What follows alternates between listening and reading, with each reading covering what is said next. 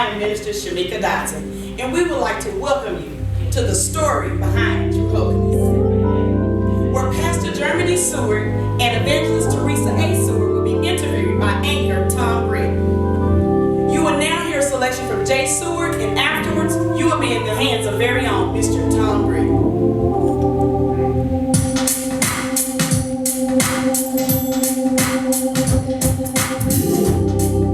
Come on, everybody, clap those hands.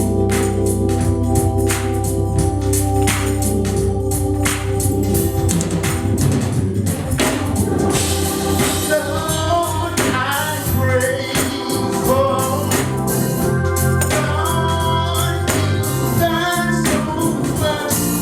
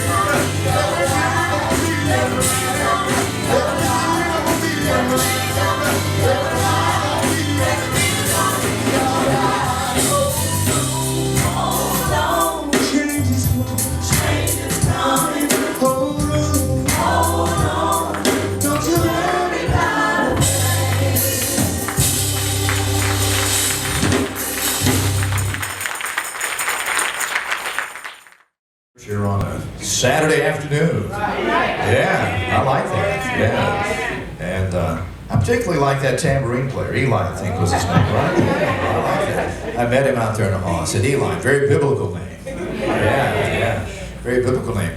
Thank you for inviting me to come over today. Thank you very much. And I've been really blessed by, I had a little meeting with the team the other night, and we talked, and then met with the pastor and evangelist, and really felt the presence of the Lord for this gathering this afternoon. And the praise team, I like that. Yeah, just crank it right up. Just don't wait on it. Just go ahead and go for it, right? Yeah. Well, we're here to talk about the history and True Holiness Deliverance Temple established in April 15th, 1990. Amen. By evangelist Teresa Seward and founder along with her husband Bishop W.E. Seward. Amen. They started with 7 members on Main Street. That's faith, isn't it? Yes, it is. Yes, it I look back in history to maybe just gain a perspective on maybe what was going on at that time in the country when you would establish a church. And I found a few interesting facts.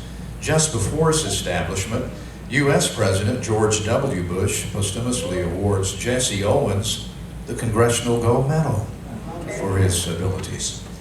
And then just after April 25th, the Space Shuttle Discovery places the Hubble Space Telescope into orbit. It's still going today. And True Holiness Deliverance is still going today. That's it.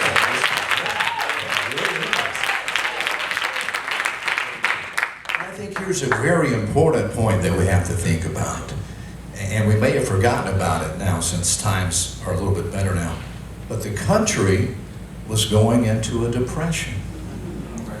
Beginning a church, beginning a ministry, trying to establish some place for people to worship, and the country's going into a depression. But then I thought about it, and I thought, perhaps people at that point needed church more then than they really thought when you go into a depression and you're struggling and you're trying to make ends meet and that sort of thing. And church provides help in all things, I think. And April, for you sports fans, I had to throw this one in. I just kind of found this one. April 2nd, the UNLV Rebels basketball team, they defeated the Duke Blue Devils to win the Division I NCAA championship. But I just thought if we'd look back and just a little history there and talk about it, maybe, and put it in perspective how starting a church at that point was begun. I'm going to talk with evangelist Teresa Seward, founder, of course, along with her husband, as most of you know. And we want to talk about the history of the church. Tell us how it began on that first Easter. You know, we think about sometimes about the real first Easter and what really happened. And now we need to go back and perhaps talk a little bit about the history then. What was your feelings, what were your thoughts and your husband's thoughts as you began this ministry? Well, with me it was scary. With him, he was comfortable. He was very courageous. He wasn't afraid and excited. I think the both of us was excited in starting a new chapter in our life and going out and doing something for the Lord and coming to a city that we did not know, didn't really know, and coming and trying to find a place. It was very exciting. And the first day, the first service we had that Sunday, the building held about maybe 20 people. We had about maybe 15, something like that. And it was exciting. That first day took the fear away of feeling like, what is this we're doing? I was very confident with my husband doing what he was doing. And it was exciting, very exciting. I think anytime when you do anything in the name of the Lord, it's exciting, you know. Yes, Even sir. though it Yes, may sir. not be many people there, there's some excitement kind of bubbling inside of you, even if you don't show it at first. Talk about the leadership of your husband. I know from talking the other night, he went to Union University, I think. Is that right? No, that was Pastor Okay. Jeremy. Jeremy, okay. Now, Yes, well, I yes. got my stories mixed up then. But Yes, talk sir. about your husband and his leadership and how he was just continued to go on and on and on and wanted to grow and change. Yes, he was a man full of faith. When we started, like you said, in a storefront on Main Street. And he was working, he came off his job and I was working. And one day I come home and to show that he was so much of faith, he had talked about building coming out of the storefront. And we was around the table saying we would get established. You know, we hadn't been here maybe about 8 months. And he was saying, I went and looked at some land, and the land we're on today. And he was saying, I'm going to build. I said, I thought we had a plan. So that scary feeling came again. But he was so, he had so much faith in God, and he was a man that when it came to the people of God, he wanted to provide the best for them. And I remember, I thank God for my mother-in-law and my father-in-law that put up their home, that was the collateral for us to build the church.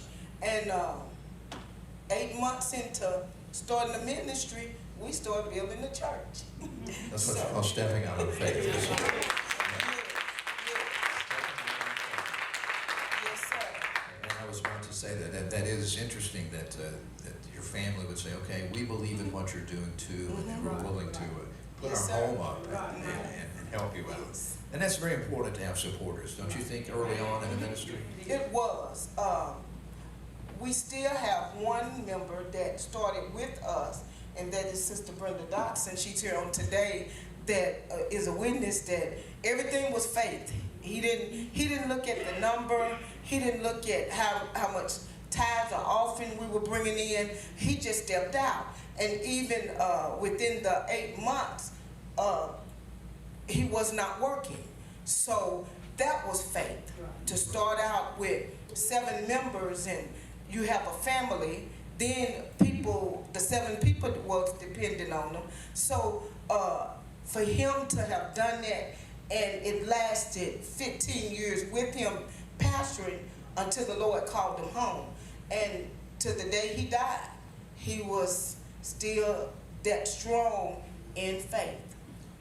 Talk about when you took over leadership Yes. and began to lead the flock there, and your husband's passing, and here in the congregation and with the community. Talk about that. When my husband passed, it wasn't on my mind about the church. It was just going through dealing with him dying. And I woke up that Sunday and I just said, there's no one. I got to do what he started. So we had a church in Lexington. I went there that Sunday morning and preached. And I asked, the message that I preached was who would go with me from the book of Ruth. And so I left that service, came here to Milan, and had to preach to the congregation here, and I preached the same message. I was about to ask you if you did that. Yes, sir. I preached the same That's message. okay. Yeah. Yes, trying to feel my way. And I had said within myself that I was going to go home after that morning service and I was going to cry and, just ask the Lord why. But it didn't turn out like that, because when I made the altar call, made it where people could come and who wanted to give their lives to the Lord, I think it was about 4 people that came. And as I was standing there, and I think I said it over the mic, I said I was going home to cry, but since those people wanted to be saved, I said we having church Sunday night, and from there, God gave me the strength. One thing that I took from my husband, he did not wallow in anything. He picked himself up anytime that it was a chaos. He picked himself up. So in my mind, all I could see was, you can't quit. And one message that he had preached was, you can't park here. So I picked myself up, thought about, well, as we was talking in the office, that God has purpose, and God had a purpose for my life, and I said I got to go on. I can't do what my flesh wants me to do. I got to do what the Spirit wants me to do, and that was to lead God's people. And I got to commend the people, because there was no doubt in their mind. There was no, what are you doing? Are you sure? All I said is, we having church, and they said when. So I commend them for the 10 years I did pastor, that they supported me 100%. Amen. And you were speaking there too, sometimes when there are not many folks there, but you know, when one or two are gathered together, I Yes, believe sir. it's very important, right? To go add on and do something else. Speak to how you passed the leadership on to your son Jeremy, and making that decision and feeling that that was the right thing to do. It wasn't hard. We had to turn down the first sanctuary that we was in, and we congregated at Poe Clark for, I think it was about 7-8 months while we were building. And the Lord had given me that he was going to be the next pastor. And I got a couple of other saints, the deacons and their wives, and the secretary, and some of the people that had been in church for a while. And I had told them, I said, I want to tell you all something that is going to happen. I don't know when, but I know it's going to happen, and that is, he was brother then. And I said, Brother Jeremy will be pastor one day, and I just need you all to pray with me. So as the years went, that 9.5 years, I got them together again, and I said, I feel like God is leading me to step down and to give it to him. So we got together and we prayed about it for about a month. And for that year, I don't know if the congregation knew it, but I had I was stepping down. I would only speak once a month, and I would let him speak to get a feel of it, and for the people to, not that they didn't believe in them, but to accept the change, because sometimes change is hard to accept. So from there, he got up and preached one Sunday, and the Lord spoke to me in the pulpit and said, give it to him. So that Sunday I spoke to the congregation, and I said, this is the Sunday that he will officially be pastor. But we did have a ordination service for him, and that was the next year of April, and we ordained him and finalized it. And that's how it came to pass. Well, when you hear the Lord speak, you best react, right? All right. Now, Pastor, tell us about taking over from that moment, and your thoughts and your feelings at the time as you began the pastorate here. Yeah, it was exciting. I remember having the conversations with my mom at the house, telling her about the burden to pastor that I was feeling, and we would talk about it. And of course, she's a praying woman. She's a praying. Before she would make any hasty decision, she was always, okay, I'm praying. And sometimes I would go to her and tell her how God would be dealing with me, and she would look at me like you're looking at me now, and I wonder, did she hear what I said? She didn't give you that mama look? Yeah. Not so bad, not that so much, but it was like she was hearing me, and I just wasn't getting the reaction and response that I wanted, but she was praying. And I remember the first year was exciting. It was a roller coaster. The people had to get used to me. I had to get used to them. I think they had to get used to me, more so me getting used to them, which is understandable because going from, some of them were here when Bishop Seward, my father, started the ministry, then going to her under her leadership for 10 years, and now me. And so those different voices and understanding that we don't all lead the same, we don't speak the same, come from the same Bible, but you know, as the era changed, the method of some things did as well. And I think just adjustment, just trying to acclimate to a new environment. Well, we're all human, and sometimes we don't like change, whatever it is. And even though it is the right change, it takes a while to become comfortable and acclimated and that sort of thing. Talk about the years and maybe how you feel about some of the accomplishments of the church and how it's ministered to this community and to, of course, we talked about back there a while ago, the church is actually outside these doors. Yeah, you know. yeah. The church has done, I think, very well. I can go all the way back to my father's ministry, leading up even to now, how God has, and I'm always preaching and teaching how God is this great God, and He's a God of progression. And if you're stagnant, you need to reevaluate whether God is still there or not, because God is always, moving, He's acting, He's speaking. And so, under my father's leadership, tent revivals. I remember going to it when I was a kid. Yeah. So a lot of those, he was known, little black man, tent revival. The little black skinny man. Yeah, and he would stay out there days. And when he didn't have a tent, it was just, he didn't need a tent. He really didn't need chairs. He just needed a podium and some music and the speakers and things like that. And so we would just go out. He was always outside doing, passing out handbills, flyers. You don't see that a lot now. But he was doing that under my mother's leadership, same thing.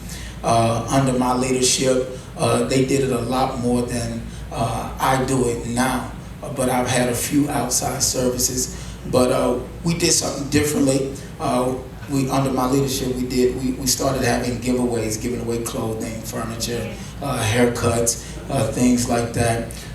Different types of services that we started having to reach out to the community, and by telling people to invite different people out to those services and things like that. So I'm definitely trying to do ministry outside of these four walls. My goal is to equip the members that I have here to help me take this gospel out. And we've been going through a series talking about the attributes of God. And in doing so, I'm always asking them, how is it that you can learn about such a great God and you not want to share it with somebody? We're learning the love of God and how that love applies and affects your life. And then you will want that to happen to somebody else's life if you have the heart of God. So, yeah, that's the vision. Yeah, I think I hear you saying, that we know when somebody's hungry, we know when somebody's hurting, and we know that we need to help them before we minister to them, because they're not going to listen very much if they're hungry and needy, and you need to help their needs before you go on. A vision for the future, have you thought about that much? Sure. Yes, a little bit. Well, not a little bit, a lot. Vision for the future is to, I've been doing something in my ministry, if they'll be honest, I've been shaking us up a little bit, a whole lot. Going deeper into the scriptures, getting us to think, challenging our faith, stretching our thinking, stretching our hearts from what we've been taught in church years ago to what God is doing now. So to continue to do that, to go into the depth of God. And as we're doing that, also reaching out into the community a lot more. I mean, I'm talking about, I see now, it really is, you have to leave here. I know I keep saying that. And I hear a lot of churches saying that, and saying it is nice. It sounds good. But actually doing it, we have to do it. And so my vision in the future is just to continue to go out and just really try to love on the people, winning their hearts, showing them that God is able in our time of need and of depression, that He's able. He's the same God, the same God that saved them back in the 60s and 50s and 70s. That he's a God of the 21st century. He's still saving today. And a lot of times that makes us uncomfortable how He saves. And I think, we look for God to, this is why I challenge my traditional people. If God doesn't do it like He did it to you, doesn't mean that God's not doing it. Just because it looks different today doesn't mean God's not doing it.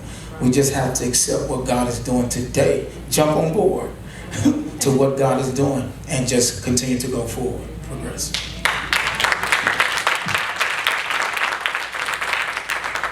We do live in different times than Definitely. when I was growing up and when many of you were growing up. And we face different challenges now, so many other ways that get people's attention away from coming to church and trying to participate. Yeah. That's a challenge that churches have to face, right? It is. It's a big challenge. The one thing that I remember, and maybe because I was just a pew boy then, not really paying attention, but it seems like then the desire and people's hearts were really on fire for God to really come and get involved in worship, get involved in ministry. Today's a challenge. It's almost like we want to come in, we want God for ourselves, and that's it, and how we want Him. And it's like, as long as God is doing it for my family, as long as God is doing it for me, as long as God is doing it for my finances, whatever the concern may be, it's like we're fine.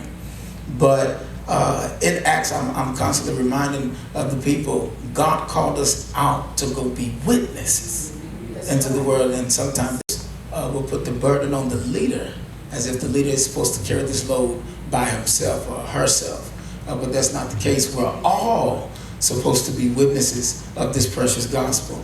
And it is a challenge, but I do, Mr. Tom, I feel like if they get in the right position with God so that He can ignite the heart and the mind, get their first love back, we can do ministry, and ministry won't be hard to do. And I mean, when you say 2 or 3 gather together in His name, He'll be in the midst. And just imagine if 2 or 3, if you get 20, if you get 50.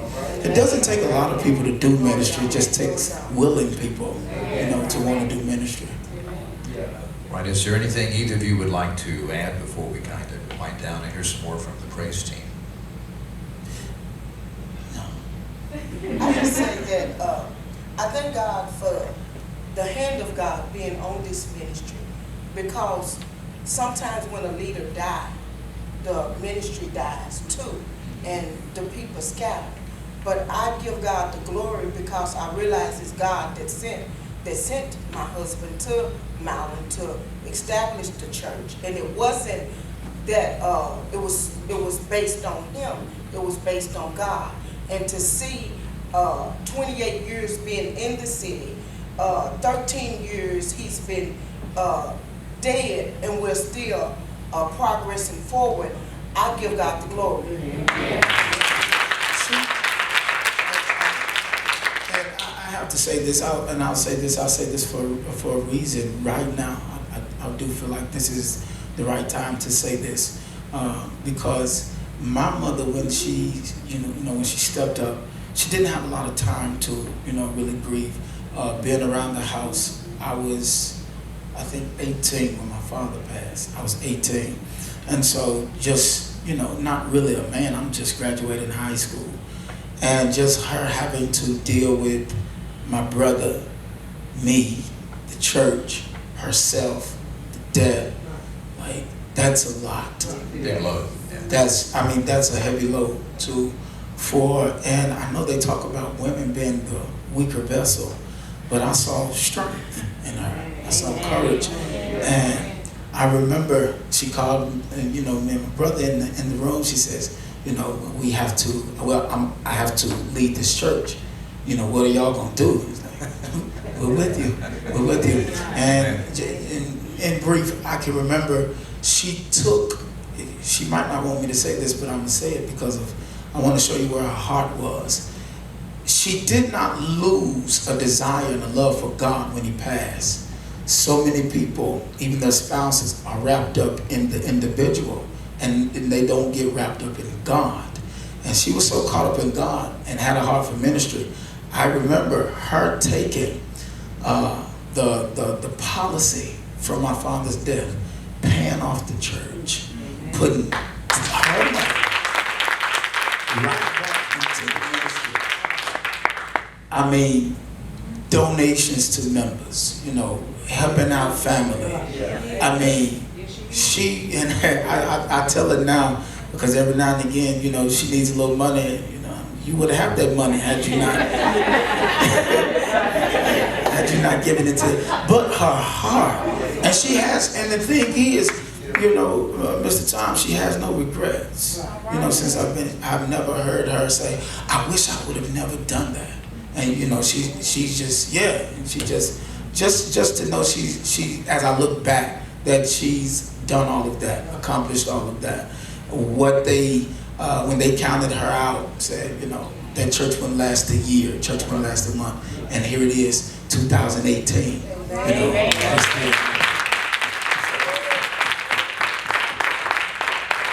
While you were speaking, it came to mind, I think it's in Matthew, to whom much is given, much is required. And I think that's what we have seen at this point with the leadership of this church. Anything else before we hear from the praise team again? Anybody? All right, praise team, come on back up, and we want to hear from you.